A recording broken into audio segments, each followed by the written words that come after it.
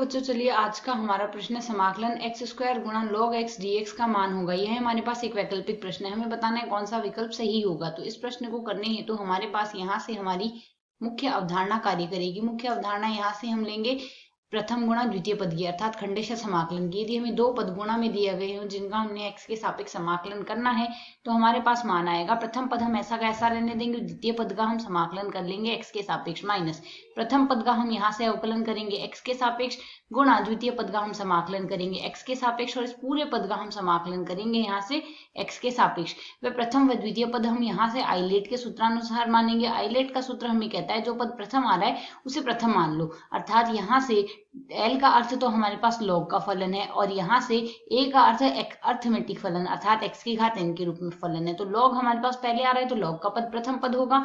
अब हमने समाकलन करना है यहाँ से x स्क्वायर गुणा में log x का x के सापेक्ष। तो यदि हम यहाँ से देखें प्रथम पद हमारे पास log का आएगा तो यह तो हो गया प्रथम पद और यह आएगा द्वितीय पद। तो समाकलन के सूत्र के अनुसार प्रथम पद हम ऐसा का ऐसा रखेंगे, द्वितीय पद अर्थात x स्क्वायर का हम समाकलन कर देंगे x के सापेक्ष माइनस। अब यहाँ से प्रथम पद का तो हम अवकलन करेंगे x के सापेक्ष, अर्थात d बटे dx log x आएगा और गुणा में द्वितीय पद का समाकलन होगा वो भी x के सापेक्ष और इस पूरे पद का हम करेंगे समाकलन x के सापेक्ष। तो यदि हम यहाँ से सरल करें तो log x हम ऐसा का ऐसा लिख देंगे, x स्क्वायर का समाकलन आएगा x की घात 3 बटे 3 माइनस log x का अवकलन आएगा 1 बटे x गुणा में x स्क्वायर का समाकलन आएगा x की घात 3 बटे 3 और इस पूरे पद का हम समाकलन कर देंगे x के सापेक्ष। तो यदि अब हम यहाँ से सरल करें यह पद आएगा 1 बटे 3 गुणा में log x आएगा, साथ ही आ जाएगा हमारे पास x की घात 3 माइनस यहाँ से 1 बटे 3 को बाहर निकाल देंगे, समाकलन करना है x की घात 2 का x के सापेक्ष। तो यदि हम यहाँ से सरल करेंगे तो 1 बटे 3 गुणा में x क्यूब गुणा में log x आ गया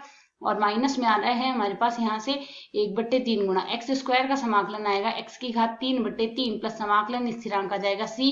यदि अब इस पद को हम आगे सरल करें तो मान आएगा हमारे पास 1 बटे 3 गुणा में x क्यूब गुणा में log x आ रहा है और माइनस में आ रहा है हमारे पास x की घात 3 बटे 3 गुणा 3 आएगा 9 प्लस समाकलन स्थिरांक आ जाएगा c यहाँ से हमारे पास। तो यदि अब हम यहाँ से विकल्पों से तुलना करें है तो हमारे पास हल आ गया। यदि हम यहाँ से विकल्पों से तुलना करें तो हमारा विकल्प यहाँ से जो कि हमारे पास माना है x की घात 3 बटे 3 log x और साथ ही बन रहा है हमारे पास यहाँ से माइनस का x बटे 3 बटे 9, माइनस का x बटे 3 बटे 9 आ रहा है हमारे पास। तो यदि हम यहाँ से देखें x की घात 3 बटे 3 माइनस का x की घात 3 बटे 9 प्लस समाकलन स्थिरांक बन रहा है c।